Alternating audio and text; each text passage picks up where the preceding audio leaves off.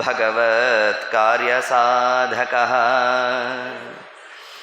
ಕಂಸಧ್ವಂಸಿ ಪದಾಂಭೋಜ ಸಂಸಕ್ತೋ ಹಂಸಪುಂಗವಃ ಬ್ರಹ್ಮಣ್ಯ ಗುರುರಾಜಾಖ್ಯೋ ವರ್ತತಾನ್ ಮಮ ಮಾನಸೇ ತಂ ವಂದೇ ನರಸಿಂಹತೀರ್ಥನಿಲಯಂ ಶ್ರೀವ್ಯಾಸರಾಟ್ ಪೂಜಿತಂ ಧ್ಯಾಯಂತಂ ಮನಸಾ ನೃಸಿಂಹಚರಣಂ ಶ್ರೀಪಾದರಾಜಂ ಗುರುಂ ಅರ್ಥಿಕಲ್ಪಿತಕಲ್ಪೋಯಂ ಪ್ರತ್ಯರ್ಥಿಗಜಕೇಸರಿ ವ್ಯಾಸತೀರ್ಥಗುರುರ್ಭೂಯಾತ್ ಅಸ್ಮದಿಷ್ಟಾರ್ಥಸಿದ್ಧಯೇ ಕಾಮಧೇನು ಯಥಾ ಪೂರ್ವಂ ಸರ್ವಾಭೀಷ್ಟಫಲಪ್ರದಾ ತಥಾ ಖಲು ವಾದಿರಾಜ ಶ್ರೀಪಾದೋ ಅಭಿಷ್ಟದಸ್ಸತಾಂ ಭೂತರಾಜ ನಮಸ್ತುಭ್ಯಂ ವಾದಿರಾಜಗುರೋರ್ಪ್ರಿಯಃ ವಿದ್ರಾವ ಸರ್ವಬಾಧಾನಃ ಸದತ್ವಂ ರಕ್ಷಣಂ ಕುರು ಪೂಜ್ಯಾಯ ರಾಘವೇಂದ್ರಾಯ ಸತ್ಯಧರ್ಮರತಾಯ ಚ ಭಜತಾಂ ಕಲ್ಪವೃಕ್ಷಾಯ ನಮತಾಂ ಕಾಮಧೇನವೇ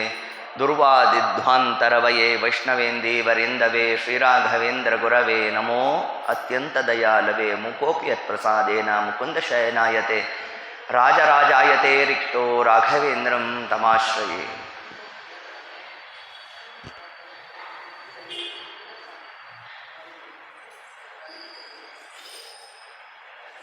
ಕಾಂತಾಯ ಕಲ್ಯಾಣಗುಣೈಕಧಾಮ್ನೇ ನವದ್ಯುನಾಥ ಪ್ರತಿಮಪ್ರಭಾಯ ನಾರಾಯಣಾಯ ಅಖಿಲಕಾರಣಾಯ ಶ್ರೀಪ್ರಾಣನಾಥಾಯ ನಮಸ್ಕರೋಮಿ. ಅನಾಕುಲಂ ಗೋಕುಲಮುಲ್ಲಲಾಸ ಯತ್ಪಾಲಿತಂ ನಿತ್ಯ ಮನಾವಿಲಾತ್ಮ ತಸ್ಮೈ ನಮೋ ನೀರದ ನೀಲಭಾಸೆ ಕೃಷ್ಣಾಯ ಕೃಷ್ಣ ರಮಣಪ್ರಿಯಾಯ. ಅಪಿತ್ರಿಲೋಕ್ಯಾ ಬಹಿರುಲ್ಲಸಂತಿ ತಮೋಹರಂತಿ ಮುಹುರಾಂತರಂಚ. ಮಧ್ವಸ್ಯ ಕೀರ್ತಿರ್ ದಿನನಾಥ ದೀಪ್ತಿಂ. ಶ್ರೀ ಗುರುಭ್ಯೋ ನಮಃ. ಹರಿ ಓಂ. ಯತ್ಕಿಂಚಿತ್ ಪೂರ್ವಕಥಾನುವಾದಃ. ವಾಯುದೇವರ ಎರಡನೇ ಅವತಾರ ಭೀಮಾವತಾರ. ಅದರ ಕಿಂಚಿತ್ ಒಂದೆರಡು ಅಂಶಗಳನ್ನು ನಾವು ನೋಡುತ್ತಾ, ಭೀಮಸೇನ ದೇವರು ವಿಶೇಷವಾಗಿ ಈ ಒಂದು ಅವತಾರದಲ್ಲಿ ಗೃಹಸ್ಥಾಶ್ರಮದ ಒಂದು ಪಾಲನೆಯ ಕ್ರಮವನ್ನು ತಾವು ತೋರ್ತಾ, ಕ್ಷಾತ್ರಧರ್ಮವನ್ನು ತಾವು ನಿರೂಪಣೆಯನ್ನು ಮಾಡಿ, ಆ ಎಲ್ಲ ಕರ್ಮಗಳಲ್ಲೂ ಭಗವತ್ ಪ್ರೀತ್ಯರ್ಥವಾಗಿ ನಾವು ನಡೆಸಬೇಕು ಅನ್ನೋ ಈ ಒಂದು ಅಂಶವನ್ನೇ ಭೀಮಸೇನ ದೇವರು ತಾವೇನು ತಿಳಿಸ್ಕೊಟ್ಟಿದ್ದಾರೆ. ವಿಷ್ಣು ಪದಶ್ರಿತ್ ಬಕಸನ್ನರಾಶಿ. ಸದಾಕಾಲ ಭೀಮಸೇನ ದೇವರ, ವಾಯುದೇವರ ಆ ಒಂದು ಋಜುಗಣಸ್ಥರ ಸ್ವರೂಪ ಹೇಗಿರ್ತದೆ ಅಂತಂದರೆ ವಿಷ್ಣೋ ಪದಶ್ರಿತ್, ಸದಾಕಾಲ ಪರಮಾತ್ಮನ ಪಾದಗಳಲ್ಲೇ ಆಶ್ರಯವನ್ನು ಉಳ್ಳವರಾಗಿರುತ್ತಾರೆ. ಸದಾಕಾಲ ತಮ್ಮ ಮನಸ್ಸನ್ನು ಪರಮಾತ್ಮನ ಪಾದದಲ್ಲೇ ತಾವು ರತಿಯನ್ನು ನಡೆಸ್ತಾ ಶ್ರೀಮದ್ವಿಷ್ಣಂಘ್ರಿನಿಷ್ಠಾ ಅಧಿಗುಣಗುರತಮ ಶ್ರೀಮದಾನಂದ ತೀರ್ಥ, ವಿಷ್ಣುವಿನ ಅಂಗ್ರಿಯಲ್ಲಿ ನಿಷ್ಠೆ ಉಳ್ಳವರು ಅಂತಲೇ ನಮಗೆ ವಾಯುಸ್ತುತಿ ಪ್ರಾರಂಭ ಆದದ್ದು. ಪರಮಾತ್ಮನ ಪಾದದಲ್ಲಿ ಅನನ್ಯವಾದಂತಹ ಭಕ್ತಿಯನ್ನು ಮಾಡಿರ್ತಕ್ಕಂಥದ್ದು. ಅದು ಯಾವ ಅವತಾರ ಆಗಿರಲಿ, ಕ್ಷತ್ರಿಯರಾಗಿ ಬಂದಿರಲಿ, ಕಪಿರೂಪದಿಂದ ಬಂದಿರಲಿ, ಯತಿರೂಪದಿಂದ ಬಂದಿರಲಿ, ಮೂಲ ರೂಪದಲ್ಲಾಗಲಿ, ಏಕಪ್ರಕಾರವಾದಂತಹ ಆ ಭಕ್ತಿಯ ಒಂದು ಪ್ರಕಾರವನ್ನು ತಾವೇನು ತೋರಿಸಿದ್ದಾರೆ. ಇಂತಹ ಭೀಮಾವತಾರವನ್ನು ನಾವು ಸ್ಮರಣೆ ಮಾಡ್ತಾ ಮುಂದೆ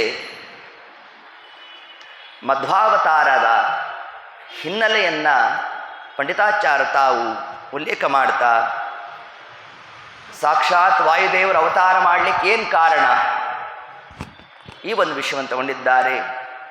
ವಿಶ್ವಂ ಮಿಥ್ಯಾ ವಿವರಗುಣವಾನ್ ಆತ್ಮನಾ ನಾಸ್ತಿ ಭೇದೋ ದೈತ್ಯಾಯಿತ್ಥಂ ವ್ಯತದಗಿರಾಂ ದಿಕ್ಷಿಭೂಯ ಪ್ರಸಿದ್ಧಿಂ ಆನಂದಾದ್ಯೈ ಗುರುಗುಣಗುಣೈ ಪೂರಿತೋ ವಾಸುದೇವೋ ಮಂದಂ ಮಂದಂ ಮನಸ ಸತಾಂ ಹಂತನೂನಂ ತಿರೋಭೂತ್.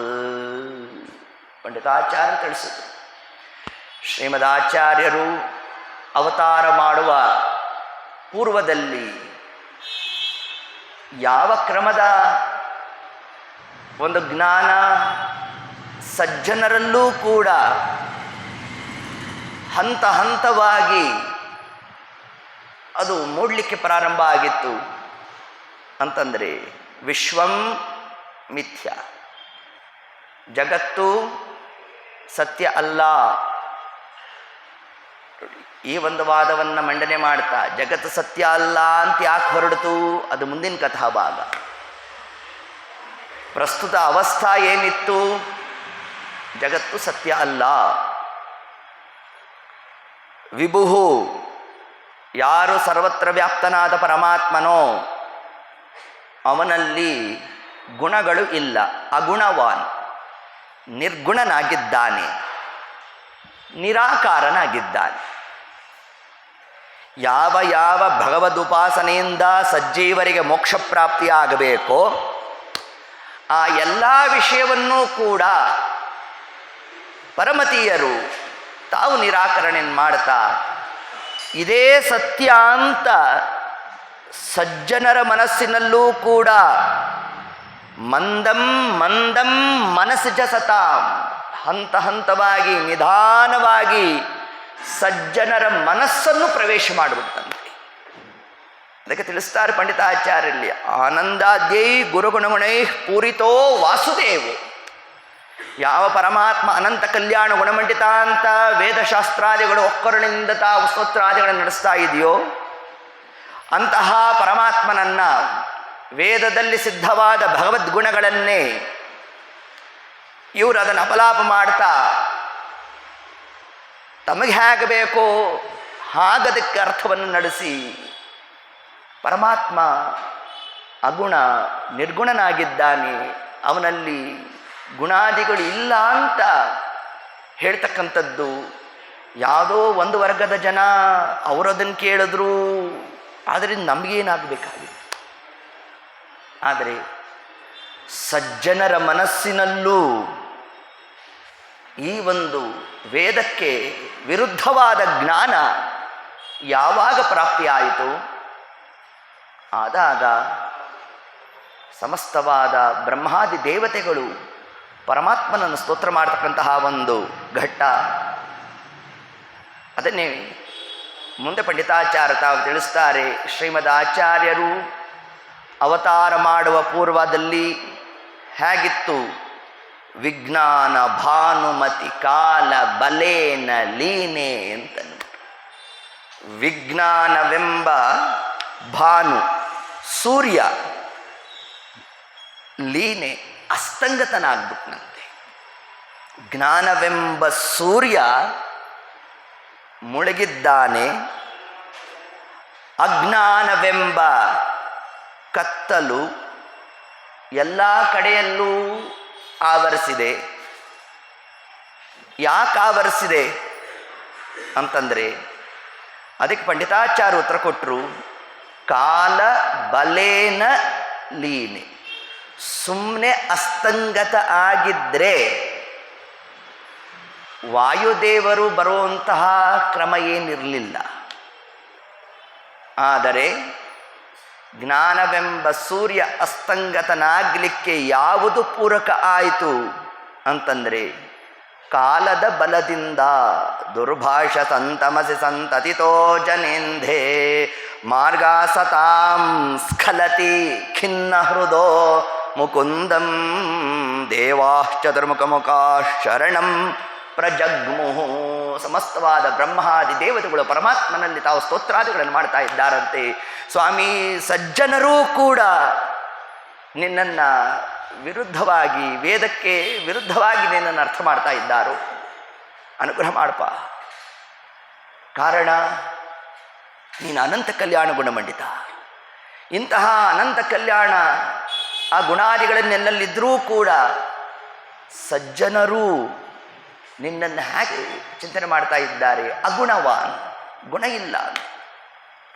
ನಿನ್ನಲ್ಲಿ ಗುಣ ಇಲ್ಲ ಅಂತ ಅನ್ನೋದನ್ನು ಪ್ರತಿಪಾದನೆ ಮಾಡಲಿಕ್ಕೋಸ್ಕರ ವಿಶ್ವಂ ಮಿಥ್ಯ. ನೋಡ್ರಿ, ಒಂದಕ್ಕೊಂದು ಕನೆಕ್ಷನ್. ಅವರು ಪರಮಾತ್ಮನಲ್ಲಿ ಗುಣವನ್ನು ಯಾಕೆ ಅಂಗೀಕರಿಸೋಲ್ಲ? ದೇವರಲ್ಲಿ ನಾವೇನಾದ್ರು ಗುಣವನ್ನು ಹೇಳ್ತು ಅಂತಂದರೆ ಆಗೇನಾಯಿತು? ಜಗತ್ತು ಸತ್ಯ ಅಂತ ಒಪ್ಪಬೇಕು. ಯಾಕೆ? ಸೃಷ್ಟಿಕರ್ತ ಯಾರು? ಪರಮಾತ್ಮ. ಲಯಕರ್ತ ಯಾರು? ಪರಮಾತ್ಮ. ಸ್ಥಿತಿ ಕಾರ್ಯವನ್ನು ಯಾರು ನಡೆಸ್ತಾ ಇದ್ದಾನೆ? ಪರಮಾತ್ಮ. ಹಾಗಾದ್ರೆ ದೇವರಲ್ಲಿ ಈ ಗುಣಗಳನ್ನು ಒಪ್ಪಬೇಕು ಬೇಡವೋ? ಒಪ್ಪಲೇಬೇಕು. ಹಾಗಾದ್ರೆ ಪರಮಾತ್ಮನ ಸೃಷ್ಟಿ ಆದ, ಅಷ್ಟಕರ್ತೃತ್ವ ಆದ, ಆ ಗುಣಗಳಿದೆ ಅಂತಂದ ಮೇಲೆ ಅಗುಣವಾನಿ ಹೇಗಾದ? ನೋಡಿ, ಇದೊಂದು ಪೂರ್ವಪಕ್ಷ ಬಂತು. ಈ ಒಂದು ಪ್ರಶ್ನೆ ಯಾವಾಗ ಬರುತ್ತೆ ನಮಗೆ? ಜಗತ್ ಸತ್ಯ ಅಂತಂದರೆ ಬರುತ್ತಪ್ಪ. ಜಗತ್ತನ್ನೇ ನಾವು ಮಿಥ್ಯ ಅಂದರೆ ಪ್ರಶ್ನೆನೇ ಮೂಡೋಲ್ಲ. ನೋಡಿ, ಹಿಂಗೆ ತಗೊಂಡ್ರು ಅವ್ರ ವಿಷಯವನ್ನು. ಇಂತಹ ಈ ಒಂದು ಪ್ರಬಲವಾದ ಪೂರ್ವಪಕ್ಷವನ್ನು ತಾವೇನು ಮಾಡಿದ್ರು, ಈ ಒಂದು ಪ್ರಶ್ನೆಗೆ ಸಜ್ಜನರೂ ಕೂಡ ಹೌದೇನೋ ಅನ್ನೋ ಹಂತಕ್ಕೆ ತಾವು ತಲುಪಿದಾಗ ಬ್ರಹ್ಮಾದಿ ದೇವತೆಗಳು ಪರಮಾತ್ಮನ ಸ್ತೋತ್ರ ಮಾಡ್ತಾ ಇದ್ದಾರಂತೆ. ಸ್ತೋತ್ರ ಮಾಡಿದಾಗ ಇದೇನು ಮೊದಲಿಗೆ ಬಂದಂತಹ ಅವಸ್ಥಾ ಏನಲ್ಲ. ದ್ವಾಪರಯುಗದಲ್ಲೂ ಇದೇ ಕ್ರಮನೇ.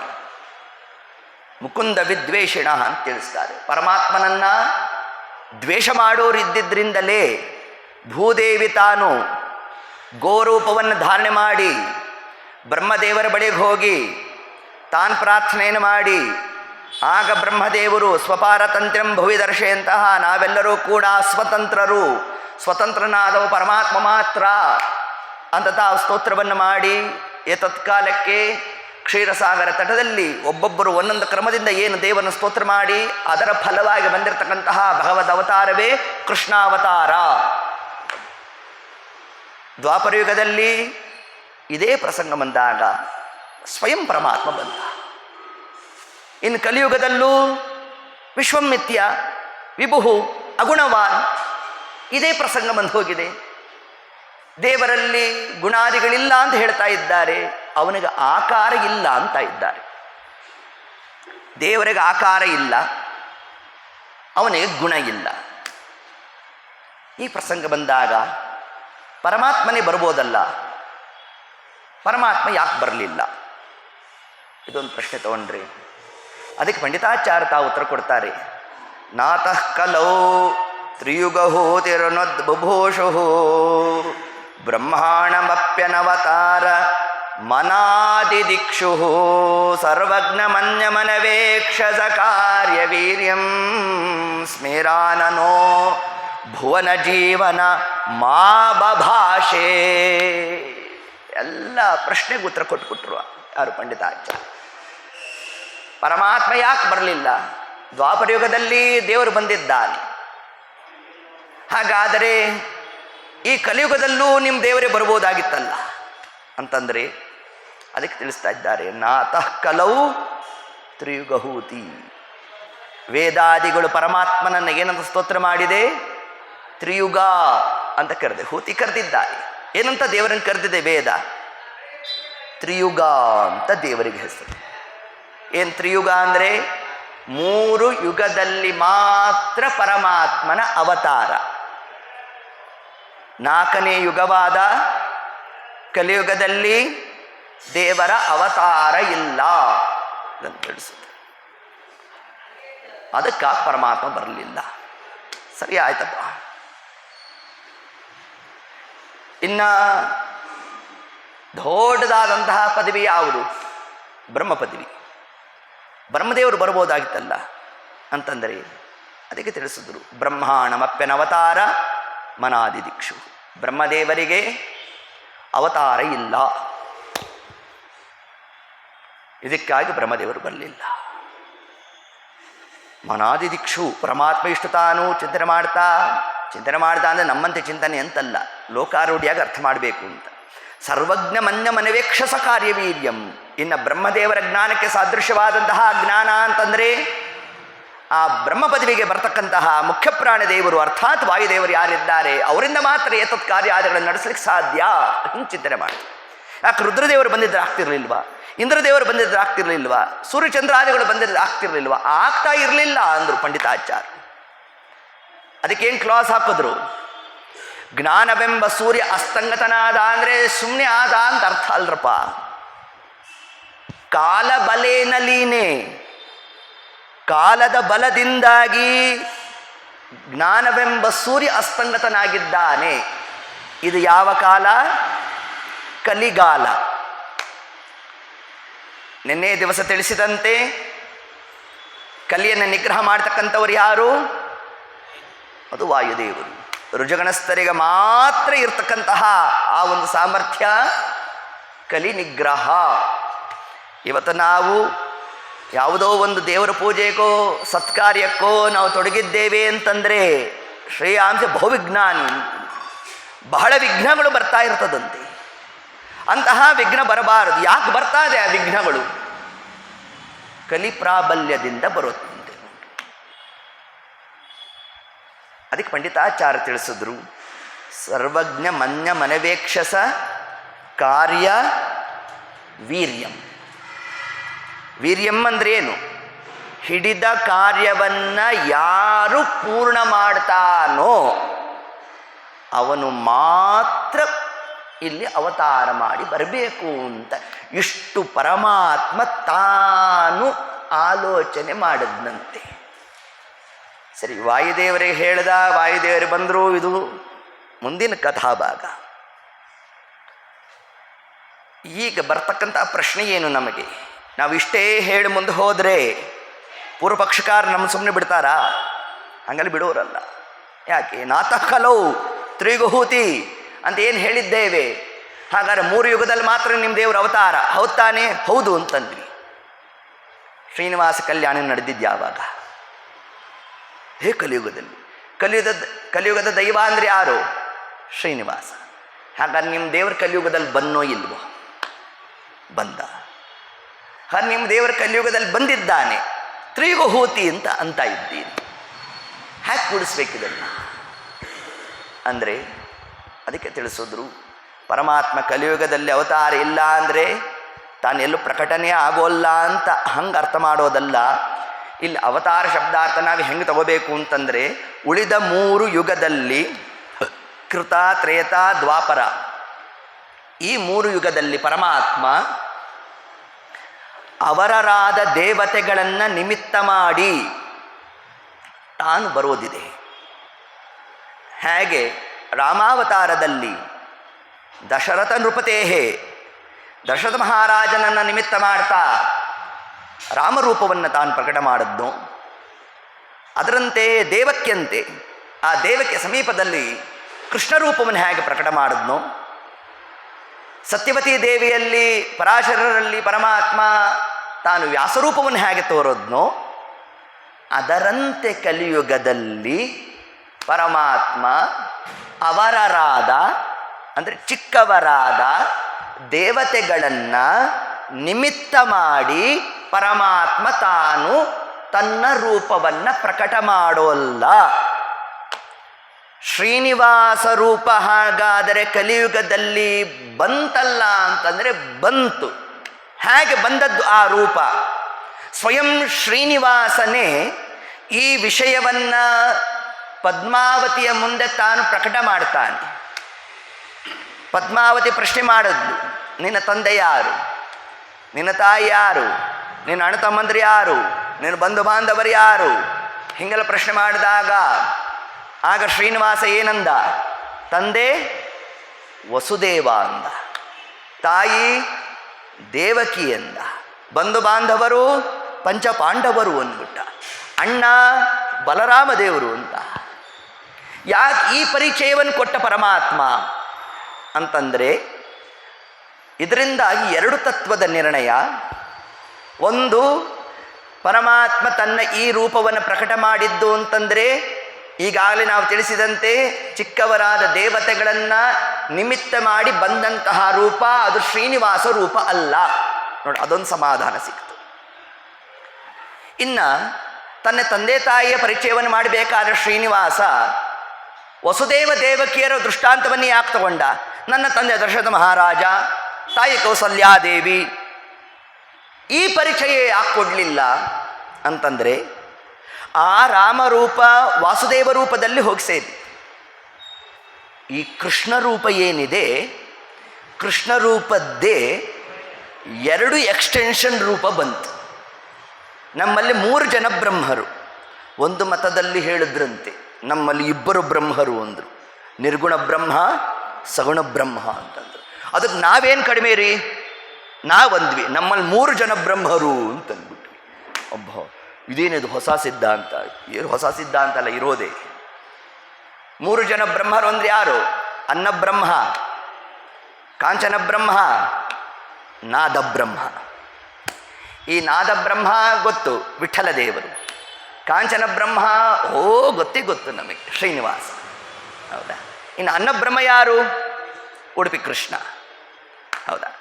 ಈ ಉಡುಪಿ ಕೃಷ್ಣ ರೂಪದಿಂದಲೇ ಅನ್ನಬ್ರಹ್ಮನಿಂದಲೇ 2 ಕವಲು ಒಡೆದಿದ್ದು. ಯಾವುದು? ಒಂದು ವಿಠ್ಠಲ, ಒಂದು ಶ್ರೀನಿವಾಸ.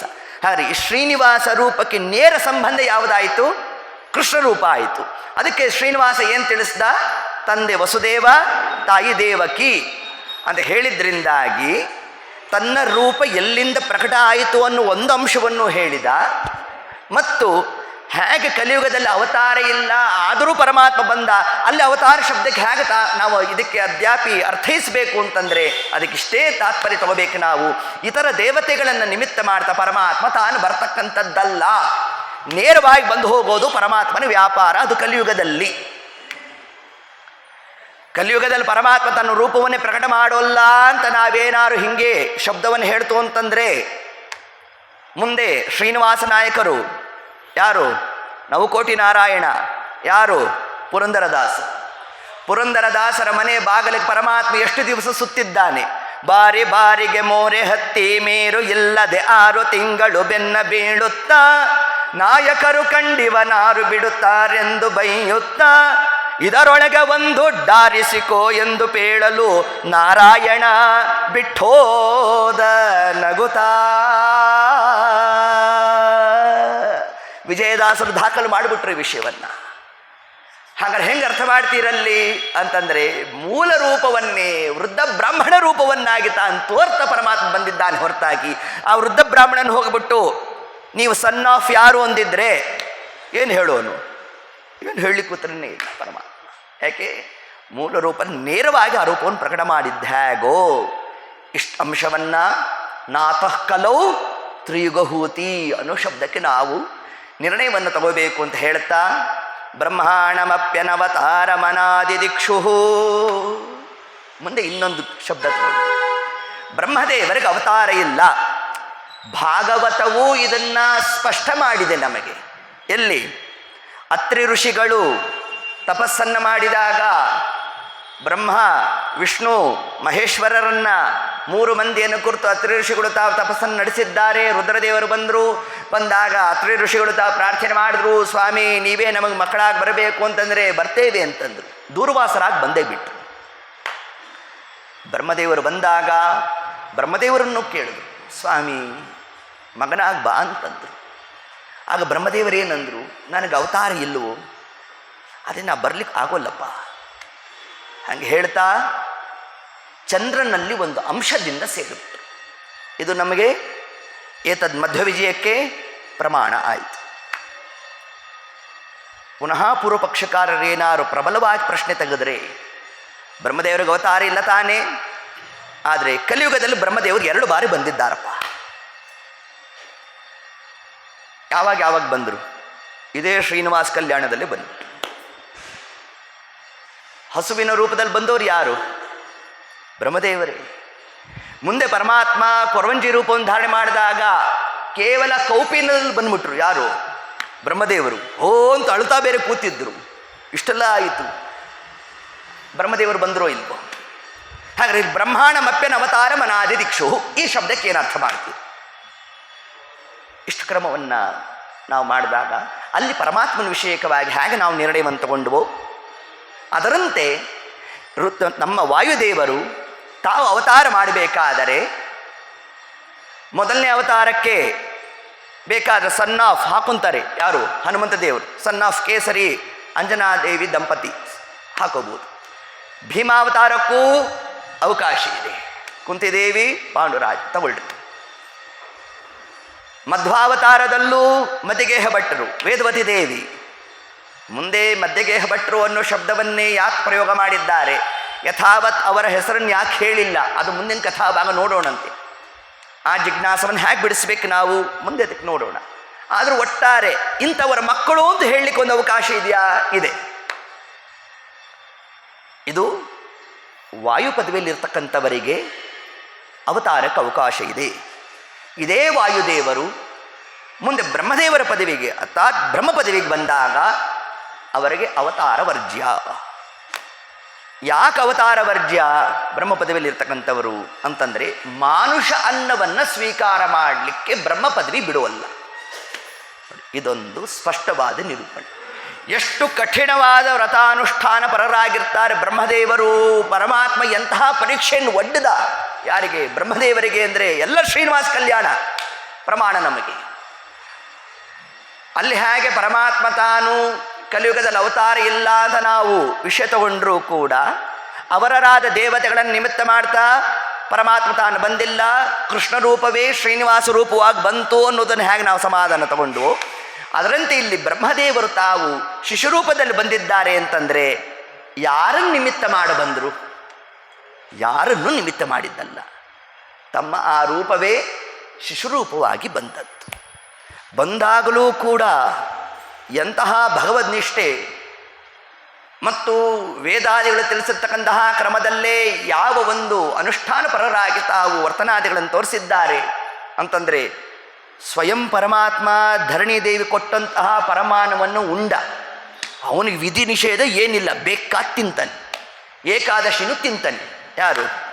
ದೇವರು ತಿಂತಾನೆ, ತುಂಬ ತಿಂತಾನಂತೆ ಅವರು. ಯಾವತ್ತಿ ನೀವು ಉಡುಪಿಗೆ ಹೋಗಿ ಅನ್ನ ನೈವೇದ್ಯ ಇದೆ, ಪುರಿ ಜಗನ್ನಾಥಕ್ಕೆ ಹೋಗಿ ಅನ್ನ ನೈವೇದ್ಯ ಇದೆ, ತಿರುಪತಿ ಕ್ಷೇತ್ರಕ್ಕೆ ಹೋಗಿ ನೈವೇದ್ಯ ಮಾತ್ರ ಅಲ್ಲ ವಿತರಣೆನೂ ಇದೆ. ಕೊಟ್ಟು ಬಿಡ್ತಾರೆ ನಮಗೆ. ಅಯ್ಯೋ ಕೊಟ್ಟಿದ್ದಾರಲ್ಲ ತಗೋಬೋದಾ ಅಂತ ಪ್ರಶ್ನೆ ಬಂದರೆ ಬ್ರಹ್ಮದೇವರು ನಿರ್ಣಯ ಕೊಡ್ತಾರೆ. ಏನು ನಿರ್ಣಯ ಕೊಟ್ಟರು ಅಂತಂದರೆ, ಸ್ವಯಂ ಪರಮಾತ್ಮ ತಾನು ಕೊರಂಜಿ ರೂಪವನ್ನು ಧಾರಣೆ ಮಾಡಿ ಆ ಕೊಟ್ಟಿರ್ತಕ್ಕಂತಹ ಪರಮಾಣವನ್ನು ಉಂಡ. ಬ್ರಹ್ಮದೇವರಂದರು, ಸ್ವಾಮಿ ನೀನು ಬೇಕಾ ತಿನ್ಕೋಪ, ನನ್ನ ತಂಟಿಗೆ ಬರಬೇಡ ಅಂದರು. ನಮ್ಮ ದೇವರಂದ, ನಾವು ಬಂದೇ ಬರ್ತೀನಿ ಅಂದ. ಏನು ಮಾಡ್ದ? ಬ್ರಹ್ಮದೇವರ ಬಾಯಿಗೆ ತುರುಕುದ್ನಂತೆ. ಹಿಂಗೆ ತುರುಕಿದಾಗ ನಮಗೇನಾರ ಮಾಡಿದರೆ ಉಂಡ್ಬಿಡ್ತಿದ್ವೋ ಏನೋ. ತಿರುಪತಿಗೆ ಹೋಗಿದ್ವಿ, ಏಕಾದಶಿ ಅವ್ರಿವ್ರು ಕೊಡೋದು ಬೇಡಪ್ಪ, ಸ್ವಯಂ ಶ್ರೀನಿವಾಸನೇ ಬಂದ್ಬಿಟ್ಟ ಅಂತ ಅಂದ್ಕೊಳ್ಳಿ, ತಗೋ ಅಂತಂದ. ಬಿಡ್ತೇವಾ? ದೇವರೇ ಬಂದು ಕೊಟ್ಟಾರಿ, ಮತ್ತಿನ್ನೇನಪ್ಪ ಅಂತಂದ್ರೂ ಕೂಡ ತಗೋಬೇಡಿ. ಈ ನಿರ್ಣಯ ಕೊಟ್ಟಿದ್ಯಾರು? ಜೀವೋತ್ತಮರಾದ ಬ್ರಹ್ಮದೇವರು. ನೋಡಿದ್ರೆ ತಿಳಿಸೋದು, ಸ್ವಯಂ ಪರಮಾತ್ಮ ತಾನೇ ಉಣಿಸಿದ್ರು ಕೂಡ ಎಲ್ಲ ಉಗಳಿದ್ರಂತೆ ಬ್ರಹ್ಮದೇವರು. ಯಾಕೆ ಉಗಳಿದ್ರು ಅಂತಂದರೆ, ಬ್ರಹ್ಮ ಪದವಿಯಲ್ಲಿರ್ತಕ್ಕಂಥವರು ಮಾನುಷ ಅನ್ನವನ್ನು ಸ್ವೀಕಾರ ಮಾಡಲಿಕ್ಕೆ ಅಧಿಕಾರ ಇಲ್ಲ. ಆದರೆ ಹಿಂದೆ ಅವರು ವಾಯುದೇವರಾದಾಗ ಬೇಕಾಷ್ಟು ಅನ್ನ ತಿಂದಿದ್ದಾರೆ. ಮೊದಲನೇ ದಿವಸದಲ್ಲಿ ತಿಳಿಸಿದ್ದೇವೆ. ಭೀಮಾವತಾರದ ವರ್ಣನೆ ಮಾಡಬೇಕಾದ್ರೆ ಪಿತುಮಾನ್ ನಿತ್ಯ ಆಶಯೇ ದ್ವಿತೀಯಮ ಸಪ್ತ ಶಿವಾಸು ಮಾತೃಷು ಅಂತ ತಿಳಿಸಿದ್ದಾರೆ. ಆ ಪಿತು ಅಂದರೆ ಅನ್ನ, ತುಂಬ ಅನ್ನ ತಿಂದಂತಹ ರೂಪವೂ ಕೂಡ ನಾವು ಮಧ್ವರಾಗಿ ಬಂದಾಗಲೂ ಕೂಡ ತಿಂದಿದ್ದಾರೆ. ಸಖತ್ತು ತಿಂದಿದ್ದಾರೆ. ಎಷ್ಟು ತಿಂದಿದ್ದಾರಂತೆ? ಊಟ ಆದ ಮೇಲೆ ನೇಂದ್ರ ಬಾಳೆಹಣ್ಣು ಒಂದು ಗೊನೆ ತಿಂದ್ರಂತೆ. ನೀವು ದಶಮಿ ಒಂದು ತಿಂದು ರಾತ್ರಿ ಮಲ್ಕೊಂಬಿಟ್ರೆ ದ್ವಾದಶಿ ಬೆಳಗ್ಗೆ ತನಕ ಹಸಿವಾಗೋಲ್ಲ. ಒಂದು ಬಾಳೆಹಣ್ಣು ತಿಂದರೆ ಅದ್ರ ಕಥೆ ಹಂಗಿರು ಇಷ್ಟು ಶುದ್ಧ ಇರ್ತದೆ. ಈ ಕೇರಳ ಪ್ರಾಂತ್ಯದ ಕಡೆ ಸಿಗೋದು ಅಂಥದ್ದು. ಒಂದು ಗೊನೆ ಊಟ ಆದಮೇಲೆ ತೊಗೊಂಡ್ರಂತೆ ನೋಡ್ರಿ. ಮುಂದೆ ಅದೆಲ್ಲ ಉಲ್ಲೇಖ ಬರ್ತದೆ. ಇಲ್ಲಿ ಸ್ವೀಕಾರ ಮಾಡಿದ್ರು. ಅದೇ ವಾಯುದೇವರು ಮುಂದೆ ತಾವು ಬ್ರಹ್ಮ ಪದವಿಗೆ ಬಂದಾಗ ಅವರು ಮಾನುಷ ಅನ್ನವನ್ನು ಸ್ವೀಕಾರ ಮಾಡೋಲ್ಲ, ಅವರಿಗೆ ಅವತಾರಾದಿಗಳು ಇಲ್ಲ. ಹಾಗಾದರೆ ಇಲ್ಲಿ ಶ್ರೀನಿವಾಸ ಕಲ್ಯಾಣದಲ್ಲಿ ಬ್ರಹ್ಮದೇವರು ಬಂದಿದ್ದಾರೆ ಅಂದರೆ ಯಾವ ದೇವತೆಗಳನ್ನು ನಿಮಿತ್ತ ಮಾಡಿ ತಾವು ಬಂದದ್ದಲ್ಲ, ನೇರವಾಗಿ ಬಂದರೂ ಹಾಗೆ ತಾವು ಹೊರಟಿದ್ದಾರೆ. ಹೀಗೆ ನಾವು ಇದಕ್ಕೆ ನಿರ್ಣಯವನ್ನು ತಗೋಬೇಕು ಅನ್ನೋ ಒಂದು ಅಂಶವನ್ನೇ ನಾವು ಈ ಮಧ್ವೀಜವನ್ನು ಅಧ್ಯಯನ ಮಾಡೋ ಕಾಲಕ್ಕೆ ಈ ಚಿಂತನಾದಿಗಳನ್ನು ನಡೆಸ್ತಾ ಸರ್ವಜ್ಞ ಮನ್ನಮನ ವೇಕ್ಷಸ ಕಾರ್ಯವೀರ್ಯಂ ಸ್ಮೇರಾನನೋ ಭುವನ ಜೀವನ ಮಾ ಭಭಾಷೆ ಆಜ್ಞೆ ಮಾಡಿದ ಪರಮಾತ್ಮ ವಾಯುದೇವರಿಗೆ. ಹೇ ಸುಮುಖ, ಏನು ಶಬ್ದ ಪ್ರಯೋಗ ಮಾಡ್ತಾನೆ ಪರಮಾತ್ಮ. ಸುಮುಖ ಅಂತ ಕರೆದಂತೆ. ಯಾಕೆ ಸುಮುಖ? ಕಿಂಚಿತ್ತು ಅಪಶಬ್ದ ಇವಗಿಲ್ಲೆಂದು ರಾಮನು ಅನುಕರಿಸಿದ ಅಂದ್ರು ಶ್ರೀಪಾದರಾಜ. ಏನು ಪರಮಾತ್ಮನ ಪರವಾಗಿ ತಾವು ಸ್ತೋತ್ರ ಮಾಡಿದ್ರೂ ಕೂಡ ಕಿಂಚಿತ್ ಅವರಲ್ಲಿ ಅಪಶಬ್ದ ಬರೋಲ್ವಂತೆ. ನಾವು ಅಪಶಬ್ದ ಇಲ್ದಿರೋ ಉಪನ್ಯಾಸ ಮುಗಿಸೇ ಇರೋಲ್ಲ ನೋಡಿ. ನಮ್ಮ ಅವಸ್ಥಾ ಹೀಗೆ, ಮಂತ್ರಹೀನಂ ಕ್ರಿಯಾಹೀನಂ ಎಲ್ಲ ಹೀನಂ ಆಗೋಯ್ತು ನಮ್ಮದು. ಭಕ್ತಿಹೀನಂ ರಮಾಪತೆ, ಹಿಂಗೆ ನಾವು ಸ್ತೋತ್ರ ಮಾಡಬೇಕು. ಆದರೆ ವಾಯುದೇವರಲ್ಲಿ ಯಾವ ಒಂದು ಲಕ್ಷಣ ಇದೆ ಅಂತಂದರೆ, ಸಪ್ತ ಶಿವಾಸು ಮಾತೃಷು ತೃತೀಯಮಸ್ಯ ಋಷಭಸ್ಯ ದೋಹಸೆ ದಶಪ್ರಮತಿಂ ಜನಯಂತ ಯೋಷಾಣ. ವೇದ ಮಂತ್ರ ವಾಯುದೇವರನ್ನು ಕೊಂಡಾಡ್ತಾ ಇದೆ. ಸ್ವಾಮಿ, ನಿಮ್ಮ ಸಾಮರ್ಥ್ಯ. ಸಪ್ತ ಶಿವಾಸು ಮಾತೃಷು, ಮಾತೃಕೆಗಳು 7 ಮಾತನ್ನು ಆಡ್ತಾರಂತೆ ವಾಯುದೇವರು. ಏನ್ರಿ 7 ಮಾತು? ನಮ್ಮ ಕೈ ದೂರವಾಣಿ ಕೊಡ್ರಿ, 700 ಮಾತು ಆಡ್ಬಿಟ್ಟಿರ್ತೇವಪ್ಪ. ಏನು 7 ಮಾತು ಅಂದರೆ ಅದಕ್ಕೆ ತಿಳಿಸ್ತಾರೆ, ಅಂತಿಂಥ ಮಾತಲ್ಲಪ್ಪ. 4 ವೇದಗಳು, ಪಂಚಮ ವೇದ, ವೇದಾದಪಿ ಪರಂ ಚಕ್ರೇ ಮಹಾಭಾರತ ಮುತ್ತಮಂ. ಮಹಾಭಾರತ, ಮೂಲ ರಾಮಾಯಣ, ಪಂಚರಾತ್ರಾಗಮ, ಇದಿಷ್ಟು ಪ್ರತಿನಿತ್ಯ ಪಾರಾಯಣ ಗ್ರಂಥಗಳಂತೆ ನೋಡಿ. ಯಾರಿಗೆ? ಬ್ರಹ್ಮವಾಯುಗಳಿಗೆ. ಇಂತಹ ಮುಖ್ಯ ಪ್ರಾಣದೇವರು ತಾವು ಅವತಾರಕ್ಕಾಗಿ ಪರಮಾತ್ಮ ಆಜ್ಞೆಯನ್ನು ಮಾಡ್ತಾ, ಆನಂದಯೇ ಸುಮುಖ ಭೂಷಿತ ಭೂಮಿ ಭಾಗೋ ರೂಪಾಂತರೇಣ ಮಮ ಸದ್ಗುಣ ನಿರ್ಣಯೇನ. ಮಧ್ವಾವತಾರ ಅರ್ಥಾತ್ ವಾಯುದೇವರ 3ನೇ ಅವತಾರದ ಮಹತ್ತರವಾದ ಒಂದು ಕಾರ್ಯ ಏನು ಅಂತಂದರೆ, ಇಲ್ಲಿ ತನಕ ನನ್ನ ಗುಣಗಳನ್ನು ಯಾರು ವೇದಕ್ಕೆ ಬಾಹಿರವಾಗಿ ತಾವು ಅರ್ಥಾದಿಗಳನ್ನು ಮಾಡಿದ್ದಾರೋ ಆ ನನ್ನ ಗುಣಗಳನ್ನೆಲ್ಲ ನೀನು ನಿರ್ಣಯಿಸ್ತಾ ಗ್ರಂಥ ರಚನೆ ಮಾಡಬೇಕು. ಸುಮುಖ, ಮುಖದಿಂದ ಅಂದರೆ ಪಾಠ ಪ್ರವಚನಾದಿಗಳೇ 3ನೇ ಅವತಾರದಲ್ಲಿ ಮಾಡಬೇಕಾದಂತಹ ಮಹತ್ತರವಾದ ಕಾರ್ಯ. ಈ ಹಿಂದೆ ಬಂದಂತಹ 2 ಅವತಾರದಲ್ಲಿ ಜ್ಞಾನದ ಕಾರ್ಯ ಮಾಡಿಲ್ಲ ಅಂತಲ್ಲ, ಮಾಡಿದ್ದಾರೆ. ಪ್ರಧಾನವಾಗಿ ಈ 3ನೇ ಅವತಾರದಲ್ಲಿ ಜ್ಞಾನಕ್ಕೆ ಮಹತ್ವ ಕೊಡಬೇಕು ಅಂತಂದರು. ಹನುಮದ ಅವತಾರದಲ್ಲಿ ಇವತ್ತಿಗೂ ಸ್ವಲ್ಪ ಜ್ಞಾನ ಕಾರ್ಯ ನಡೆಸ್ತಲೇ ಇದ್ದಾರೆ. ಕಿಂಪುರುಷೇ ಕಿಲಾಸ್ತೆ, ಮೂಲ ರಾಮಾಯಣವನ್ನು ಪಾರಾಯಣ ಮಾಡ್ತಾ ಹನುಮಂತ ದೇವರು ಕೂತಿದ್ದಾರೆ. ಅದಕ್ಕೆ ಹನುಮ ಮಾ ಶಬ್ದ 3ನೇ ಇದಕ್ಕೆ ಬಂತು. ತಮ್ಮ ಅವತಾರದ ಕೊನೆಯ ಭಾಗದಲ್ಲಿ ಜ್ಞಾನವನ್ನು ಪ್ರಕಟ ಮಾಡ್ತಾ ಹನುಮಂತ ದೇವರು ತಾವಿದ್ದರೆ ಅದಕ್ಕೆ ಹನು ಮ 3ನೇ ಅಕ್ಷರ ಅಂದರೆ ಅವತಾರದ ಕೊನೆಯ ಭಾಗ, ಅಲ್ಲಿ ಜ್ಞಾನ ಪ್ರಕಟ ಮಾಡಿದ್ರು.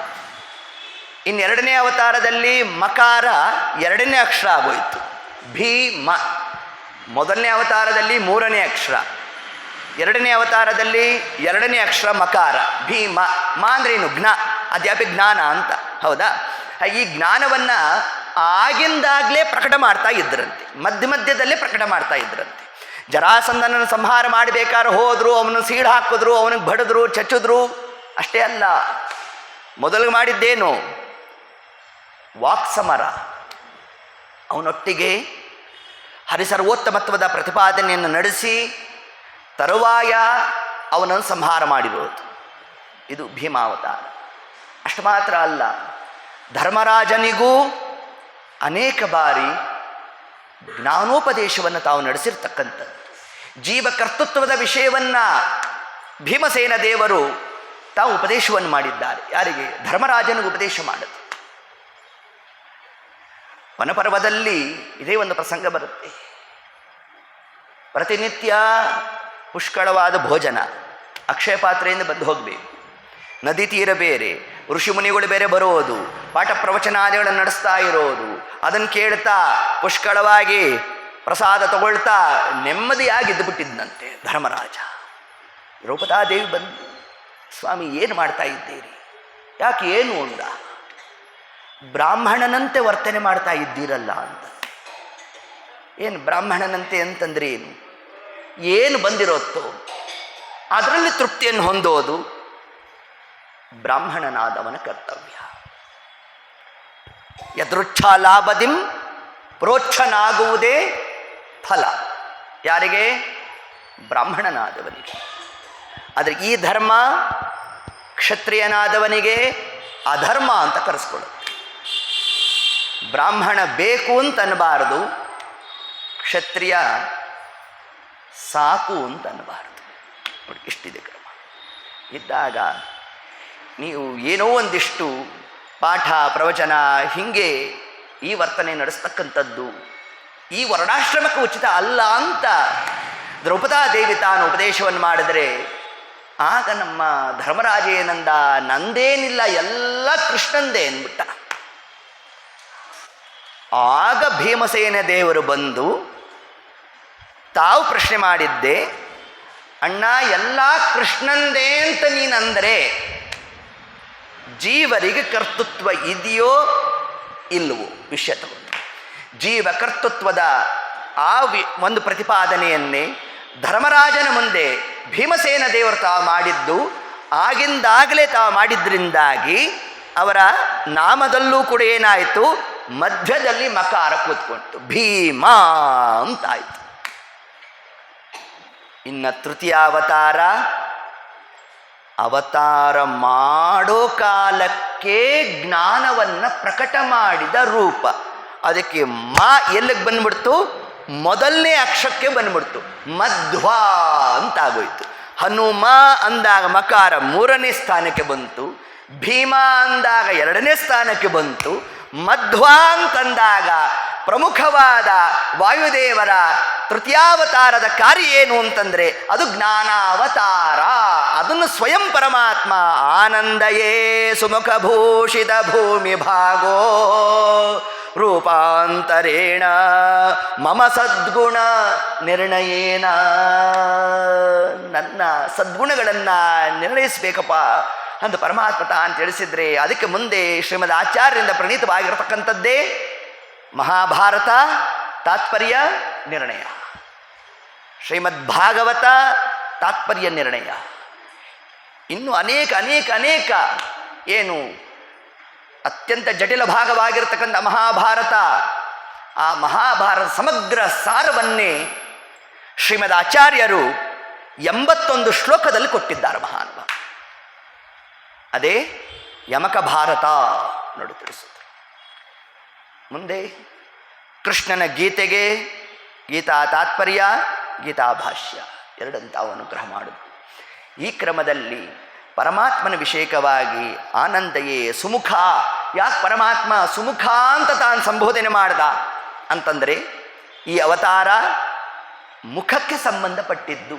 ಮುಖಕ್ಕೆ ಸಂಬಂಧಪಟ್ಟಿದ್ದು ಅಂದರೆ ಮುಖದಲ್ಲಿ ಏನಿದೆ, ಜ್ಞಾನೇಂದ್ರಿಯಗಳಿದೆ.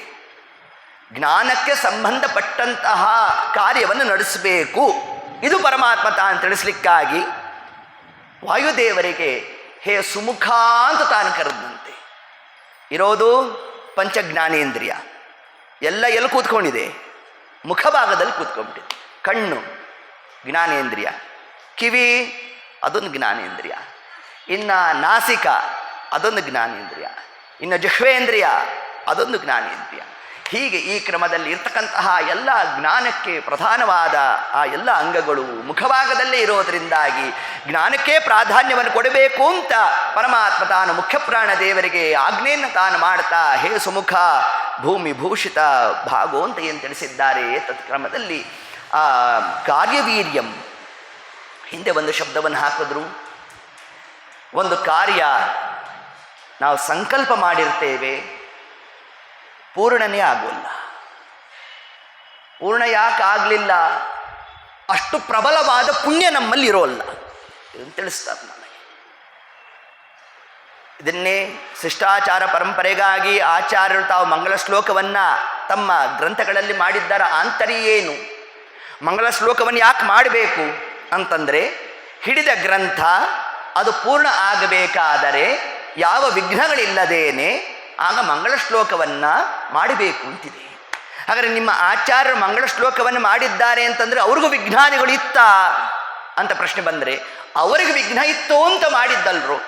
ಮುಂದೆ ಅವರ ಗ್ರಂಥವನ್ನು ಯಾರು ಅಧ್ಯಯನದಲ್ಲಿ ತೊಡಗಿರ್ತಾರೆ ಅಂತಹ ಶಿಷ್ಯರಿಗೆ ಆ ಗ್ರಂಥ ಪೂರ್ಣ ಆಗೋ ಯೋಗ್ಯತಾ ಇರ್ತದೋ ಇಲ್ಲವೋ. ಅದಕ್ಕಾಗಿ ನಾವು ಶಿಷ್ಟಾಚಾರ ಪರಂಪರೆಗಾಗಿ ಆ ಒಂದು ಮಂಗಳ ಶ್ಲೋಕವನ್ನು ನಾವು ಮಾಡಿಕೊಟ್ಟಿರ್ತೇವೆ.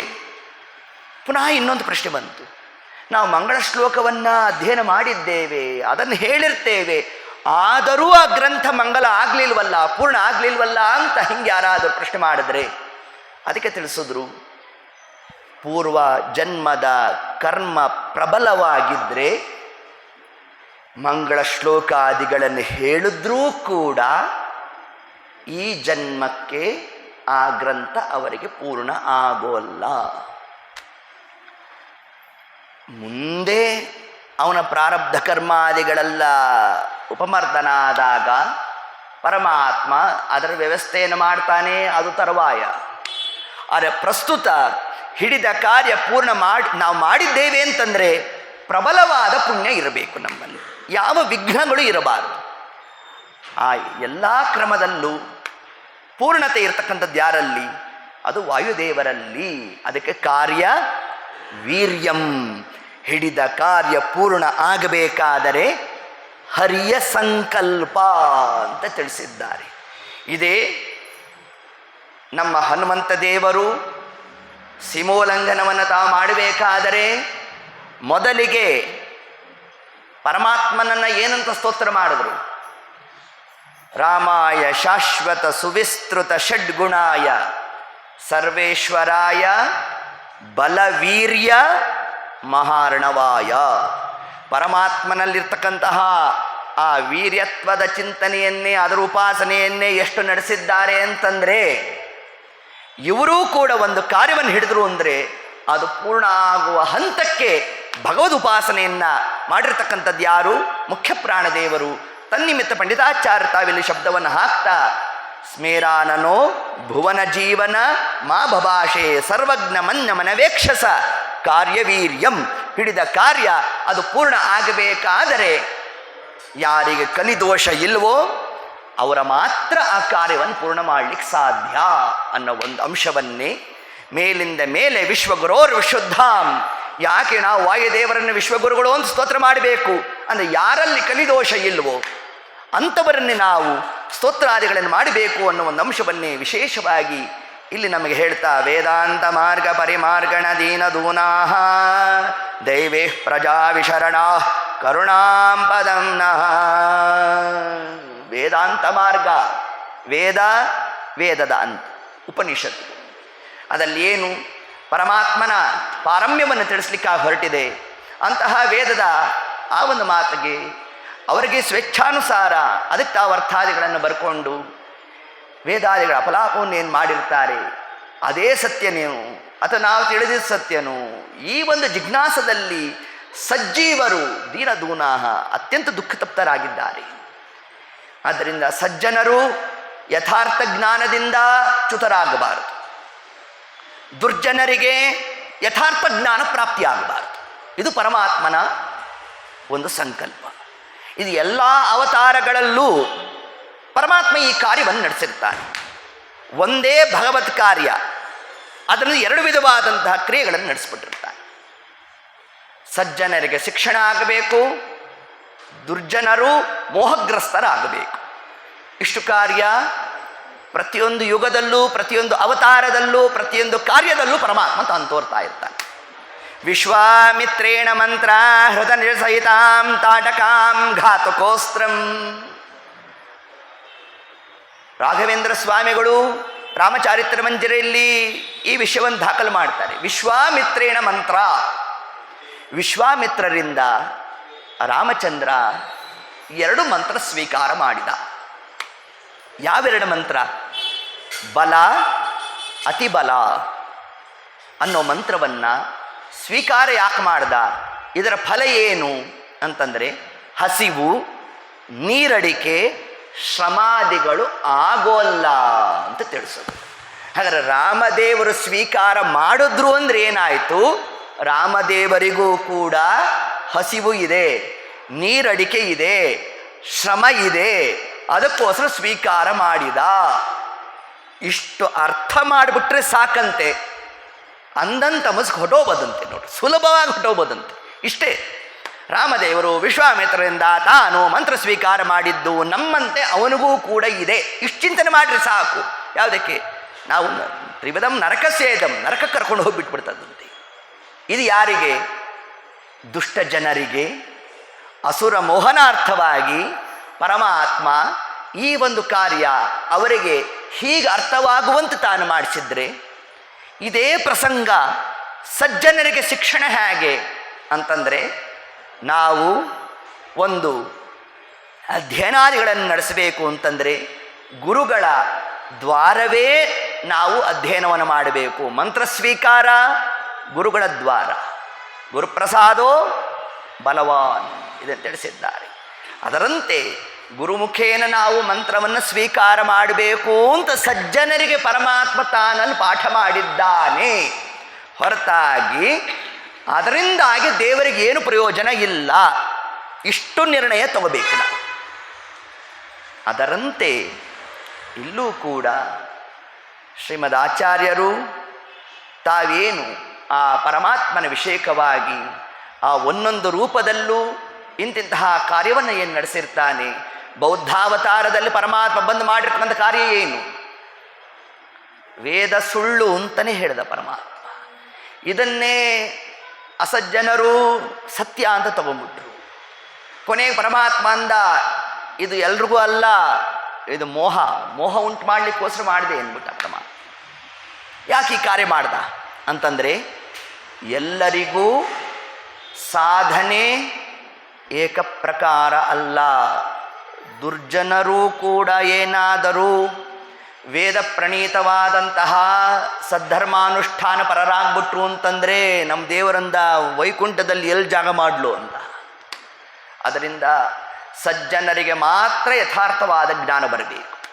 ಆ ಸಜ್ಜನರು ಎಂದಿಗೂ ತಾವು ಜ್ಞಾನದಿಂದ ಚ್ಯುತರಾಗಬಾರದು.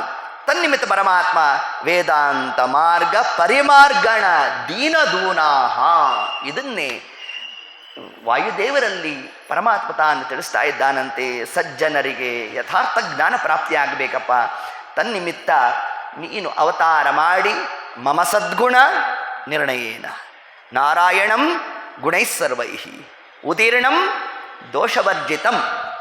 ಇದೇ ಆಚಾರ ಕೊಟ್ಟಿರತಕ್ಕಂತಹ ಒಂದು ನಿರ್ಣಯ ಅಂತಂದರೆ ಯಾವುದದು ಅಂದರೆ ಇದೇ ನಿರ್ಣಯ ಅಂತ ತಿಳಿಸಿದ್ದಾರೆ. ಅಖಿಲ ವೇದಗಳ ಸಾರ ಪಠಿಸಿದನು ಮುನ್ನಲಿ, ನಿಖಿಲ ವ್ಯಾಕರಣಗಳ ಇವಪೇಳಿದ ಮುಖದಲ್ಲಿ ಕಿಂಚಿತ್ ಅಪಶಬ್ದ ಇವಗಿಲ್ಲೆಂದು ಮುಖ್ಯ ಪ್ರಾಣನನು ರಾಮ ಅನುಕರಿಸಿದ. ನಿಖಿಲ ವೇದಗಳ ಸಾರ ನೋಡಿ, ಹನುಮಂತ ದೇವರು ರಾಮದೇವರ ಬಳಿಗೆ ತಾವು ಹೋಗೋ ಕಾಲಕ್ಕೆ ಹೇಗೆ ಹೋದ್ರಂತೆ, ಯತಿರೂಪ ಧಾರಣೆ ಮಾಡ್ಕೊಂಡು ಹೋದ್ರಂತೆ. ಅದಕ್ಕೆ ಪರಮಾತ್ಮ ಅಂದ, ರೂಪಾಂತರೇಣ ಮಮ ಸದ್ಗುಣ ನಿರ್ಣಯೇನ. ಅಂದು ತ್ರೇತಾಯುಗದಲ್ಲಿ ನೀನು ಯತಿರೂಪ ಧಾರಣೆ ಮಾಡ್ಕೊಂಡು ಬಂದಿದ್ಯಲ್ಲಪ್ಪ, ಅದೇ ರೂಪದಲ್ಲಿ ಬಾ ಅನ್ನತ್ತೆ ನಮ್ಮ ದೇವರು. ಈ ಹನುಮದವತಾರದಲ್ಲಿ ನಮ್ಮ ಹನುಮಂತ ದೇವರು ಆ ಕಪಿರೂಪದಿಂದಲೇ ರಾಮದೇವರ ಹತ್ರ ಹೋಗ್ಲಿಲ್ವಂತೆ. ರೂಪಾಂತರೇಣ ಯತಿರೂಪ ಧಾರಣೆ ಮಾಡಿಬಿಟ್ರಂತೆ. ಯಾಕೆ ಧಾರಣೆ ಮಾಡಿದ್ರಂತೆ, ಮುಂದೆ ಕಲಿಯುಗದಲ್ಲಿ ಈ ರೂಪ ತಗೊಂತೇನೆ ಹೇಗಿರುತ್ತೆ ನೋಡು ಅಂತಂದ್ರಂತೆ. ಈ ಶಾಲೆಗಳಲ್ಲೆಲ್ಲ ರಿಹರ್ಸಲ್ ಅಂತ ಇರುತ್ತೆ ನೋಡಿ, ಆ ಕಾರ್ಯಕ್ರಮ ಇರೋ ದಿವಸನೇ ಮಕ್ಕಳಿಗೆ ಹೊಸ ಹೊಸ ಬಟ್ಟೆ ಹಾಕ್ಬಿಟ್ರೆ ಸ್ವಲ್ಪ ಗಾಬರಿ ಆಗೋಗುತ್ತಂತೆ. ಅದಕ್ಕೆ ಹಿಂದಿನ ದಿವಸನೇ ಹಾಕಿರ್ತಾರಂತೆ ಒಂದ್ಸತಿ ಅಭ್ಯಾಸ ಆಗಲಿ ಅಂತ. ಅದರಂತೆ ಹನುಮಂತ ದೇವರು ಕೂಡ ಮುಂದೆ ಕಲಿಯುಗದಲ್ಲಿ ಯತಿರೂಪ ಧಾರಣೆ ಮಾಡ್ತೇವೆ, ಆಗ ಹೇಗಿರ್ತೇವೆ ನೋಡು ಸ್ವಾಮಿ ಅಂತ ರಾಮದೇವರು ಮುಂದೆ ತಾವೇನು ನಿಂತಿದ್ರು ಅದೇ ರೂಪವನ್ನು ಪರಮಾತ್ಮ ರೂಪಾಂತರೇಣ ಮಮ ಸದ್ಗುಣ ನಿರ್ಣಯೇನ, ನನ್ನ ರೂಪವನ್ನು ನನ್ನ ಗುಣಾದಿಗಳನ್ನು ನಿರ್ಣಯ ಮಾಡಲಿಕ್ಕಾಗಿ ರೂಪಾಂತರೇಣ ವಿಶಿಷ್ಟವಾದಂತಹ ಯತಿರೂಪವನ್ನು ನೀವು ಧಾರಣೆ ಮಾಡಿ ಬರಬೇಕು ಅಂತ ಹೇಳಿದ್ರೆ ಆದೇಶ ಮೌಲ್ಯ ಮಣಿಮುಜ್ವಲ ವರ್ಣಮೇನಂ. ಪರಮಾತ್ಮನ ಆದೇಶ ಅಂತಂದರೆ ಅನರ್ಘ ಶಿರೋರತ್ನಮದು ಶಿರಸಿ ನಿಧಾಯ. ಮೊನ್ನೆ ದಿವಸ ಏತದ್ ವಿಷಯವನ್ನು ತಿಳಿಸಿದ್ದೇವೆ. ಯಾವ ಕೇಸರಿಣೋ ಗೃಹೇ ಅಭೂತ್ ಶ್ರೀವಲ್ಲಭಾಗ್ನಾಂ ಸ್ವಸುರೇಂದ್ರ ಯಾಂಚ. ಪರಮಾತ್ಮ ತಾನು ಆಜ್ಞೆ ಮಾಡಿದ್ದಾನೆ ಅಂತಂದರೆ ಅನರ್ಘ್ಯವಾದ ರತ್ನದಂತೆ ಮುಖ್ಯ ಪ್ರಾಣದೇವರು ಸರ್ವಕಾಲಿಕವಾಗಿ ಧಾರಣೆ ಮಾಡ್ತಾರಂತೆ. ಅಲ್ಲ, ದೇವರು ಹೇಳಿದ್ರೆ ನಾವು ಕೇಳ್ತೇವಪ್ಪ. ಏನು ನಿಮ್ಮ ವಾಯುದೇವರು ಮಾತ್ರ ಕೇಳೋದಾ? ನಾವು ಕೇಳ್ತೇವೋ ಇಲ್ವೋ? ಕೇಳೋಲ್ಲ. ಚಾತುರ್ಮಾಸ ಮಾಡು ಒಂದಿದ್ದಾನೆ ದೇವರು, ಮಾಡ್ತಾ ಇದ್ದೇವ? ಹ್ಞೂ ಮಾಡ್ತಿದ್ದೀವ್ರಿ. ಅದಲ್ಲಿ ಎಷ್ಟೆಷ್ಟು ನಮಗೆ ಅಂದರೆ ಜಿಜ್ಞಾಸ.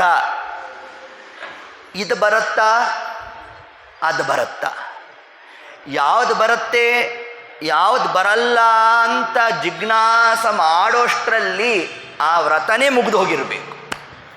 ನೋಡ್ರಿ, ಹಿಂಗೆ ನಮ್ಮ ಕಥಾ. ಹಂಗಲ್ಲ, ಭಗವತ್ ಪ್ರೀತ್ಯರ್ಥವಾಗಿ ಏಕಾದಶಿ ಮಾಡ್ತಾ ಇರ್ತೇವೆ. ಮಾಡೋ ಕಾಲಕ್ಕೆ ನಮ್ಮಲ್ಲಿ ಏನು ಅನುಸಂಧಾನ ಇರಬೇಕು ಅದನ್ನು ಹೇಗೆ ನಾವು ತಿರುಗಿಸ್ಕೊಂಬಿಟ್ಟಿದ್ದೇವೆ. ಯಾಕೆ ಮಾಡ್ತಾ ಇದ್ದೇವೆ ಏಕಾದಶಿ? ಏನಿಲ್ಲ ರೀ, ಡಾಕ್ಟರ್ಸು ಹೇಳ್ತಾರೆ 15 ಡೇಸ್ಗೆ ಒಂದ್ಸತಿ ಫಾಸ್ಟಿಂಗ್ ಮಾಡಿದ್ರೆ ದೇಹಕ್ಕೆ ಒಳ್ಳೆಯದಂತೆ. ಈ ಒಬ್ಬ ವೈದ್ಯ ಹೇಳ್ತಾ ಇದ್ದಾನೆ ಅಂತ ಮಾಡೋದಲ್ರಪ್ಪ. ಭವರೋಗ ವೈದ್ಯನಾದ ಪರಮಾತ್ಮ ಶ್ರುತಿ ಸ್ಮೃತಿರ್ ಹರೇರಾಜ್ಞ ತಿಳಿಸಿದ್ದಾರೆ. ದೇವರ ಆಜ್ಞೆ ಅಂತಂದರೆ ಯಾವುದು ದೇವರ ಆಜ್ಞಾ ನಮಗೆ ಅಂತಂದರೆ, ವೇದದಲ್ಲಿ ಪರಮಾತ್ಮ ಏನು ಹೇಳಿದ್ದಾನೋ ಅದೇ ಭಗವದಾಜ್ಞಾ. ಆ ಆಜ್ಞೆಗೆ ಅನುಸಾರಿಯಾಗಿ ನಾವು ಇವತ್ತು ನಡಿಲಿಕ್ಕೆ ಸಾಧ್ಯ ಆಗ್ತಾ ಇದೆ ನಮ್ಮಿಂದ. ಏನೋ ಅದರಲ್ಲಿ ಒಂದಿಷ್ಟು ಉಪಮಾರ್ಗವನ್ನು ನೋಡಿಕೊಂಡು ರಥ ಮಾಡ್ತಾ ಇದ್ದೇವೆ ಅಂತ ಲೇಬಲ್ ಅಂಟಿಸ್ಕೋಬೇಕೇ ಅಷ್ಟೇ ಹೊರತಾಗಿ ಯಥಾವತ್ತಾದಂತಹ ಕ್ರಿಯಾದಿಗಳು ನಮ್ಮಂಥ ಜೀವರಿಂದ ಯಾವುದಾಗ್ತಾ ಇಲ್ವೋ. ಆದರೆ ಮುಖ್ಯ ಪ್ರಾಣದೇವರು ಎಂದಿಗೂ ಕೂಡ ಏ ಗುಣಾನಾಮ ಜಗತ್ ಪ್ರಸಿದ್ಧ ಎಂತೇಷು ತೇಷಸ್ಮ ನಿದರ್ಶಯಂತಿ ಸಾಕ್ಷಾನ್ ಮಹಾಭಾಗವತ ಪ್ರಬರ್ಹಂ. ಏನೇನು ಭಾಗವತ ಧರ್ಮ ಅಂತಿದೆ ಅದೆಲ್ಲವನ್ನೂ ಕೂಡ ತಾವು ಪಾಲನೆ ಮಾಡೋದರಲ್ಲಿ ನಿದರ್ಶನಪ್ರಾಯರಾಗಿದ್ದಾರೆ ಅನ್ನೋ ಒಂದು ಅಂಶವನ್ನೇ ನಮಗೆ ತಿಳಿಸ್ತಾ, ಬದ್ಧಾಂಜಲಿರ್ ಮನುಧನರ್ಘ್ಯ ಮದತ್ತ ಮೂರ್ಧ್ಯ ಹಾರಾವಲಿಂ ಹೃದ. ಇನ್ನು ದೇವತೆಗಳಲ್ಲಿ ಪ್ರಾರ್ಥನೆ ಮಾಡಿದ್ರೆ ಅವರ ಮಾತನ್ನು ಹಾರದಂತೆ ಧಾರಣೆ ಮಾಡಿದ್ರಂತೆ. ಪರಮಾತ್ಮನ ಆಜ್ಞೆಯನ್ನು ಶಿರಸ ಮಾನ್ಯ ಮಾಡಿದ್ದಾರಂತೆ, ಅದರಲ್ಲೂ ತಾರತಮ್ಯ. ಪರಮಾತ್ಮನ ಮಾತು ಶಿರಸ ಧಾರಣೆ, ದೇವತೆಗಳ ಪ್ರಾರ್ಥನೆ ಹಾರದಂತೆ ಸ್ವೀಕಾರ ಮಾಡಿದ್ರು. ಈ ಕ್ರಮದಲ್ಲೂ ಕೂಡ ತಾರತಮ್ಯ ಉಂಟು ಅನ್ನೋದನ್ನೇ ಏನು ನಮಗಲ್ಲಿ ತಿಳಿಸ್ಕೊಟ್ಟಿದ್ದಾರೆ. ನಿಜ ಇಷ್ಟು ಅವಾತ್ಯ ತೀರ್ಷತು ಮುಖ್ಯ ಪ್ರಾಣ ದೇವರು ತಾವು ಅವತಾರ ಮಾಡ್ತೇವೆ ಅಂತ ಸಂಕಲ್ಪವನ್ನು ಮಾಡೋಣ. ಇಷ್ಟೊತ್ತಿಗಾಗಲೇ ಮಧ್ಯಗೇಹ ಭಟ್ಟರು ಮತ್ತು ವೇದವತಿ ದೇವಿ ತಾವು 12 ವರ್ಷಗಳ ಕಾಲ ಆ ಒಂದು ವ್ರತಾನುಷ್ಠಾನ ಪರರಾಗಿರೋಣ. ಅದರ ಪ್ರತಿಫಲವಾಗಿ ಮುಂದೆ ಪರಮಾತ್ಮ ಸ್ವಯಂ ತಾನೇ ಬಂದು ಘೋಷಣೆಯನ್ನು ಮಾಡ್ತಾನಂತೆ. ವಾಯುದೇವರು ಬರ್ತಾರೆ ಅಂತ. ದೇವರು ಬಂದು ಯಾಕೆ ಘೋಷಣೆ ಮಾಡ್ದ? ಹೌದು, ಇನ್ನು ಯಾರನ್ನಾರು ಕಳಿಸ್ಬೋದಿತ್ತು, ಇಂದ್ರಾದಿ ದೇವತೆಗಳನ್ನು ಕಳಿಸ್ಬೋದಾಗಿತ್ತು. ಹಂಗೆ ಮಾಡಲೇ ಇಲ್ಲ ನಮ್ಮ ಸ್ವಾಮಿ. ಏನು ವಾಯುದೇವರ ಮೇಲೆ ಅಷ್ಟು ತಾನು ವಾತ್ಸಲ್ಯ ತೋರ್ತಾ ಇದ್ದಾನೆ ಅಂತಂದರೆ ಸ್ವಯಂ ಪರಮಾತ್ಮ ತಾನು ಬಂದುಬಿಟ್ಟ. ತಾನು ಬಂದು ನರ್ತನಾದಿಗಳನ್ನು ಮಾಡ್ತಾ ವಾಯುದೇವರು ಅವತಾರ ಮಾಡ್ತಾರೆ. ಇಷ್ಟು ಅಂಶವನ್ನು ನಮ್ಮ ಸ್ವಾಮಿ ತಾನೇ ಸ್ವಯಂ ಬಂದು ಘೋಷಣೆ ಮಾಡಲಿಕ್ಕೆ ಏನು ಕಾರಣ ಅನ್ನೋ ಒಂದು ವಿಷಯವನ್ನೇ ಯಥಾಮತಿ ಯಥಾಶಕ್ತಿ ನಾಳೆ ದಿವಸದ ಕಥಾಭಾಗದಲ್ಲಿ ಅದರ ಚಿಂತನ ಮಂಥನಾದಿಗಳನ್ನು ನಡೆಸೋಣ ಅಂತ ಹೇಳ್ತಾ, ಸರ್ವಂ ಶ್ರೀ ಕೃಷ್ಣಾರ್ಪಣಮಸ್ತು. ಹರಯೇ ನಮಃ.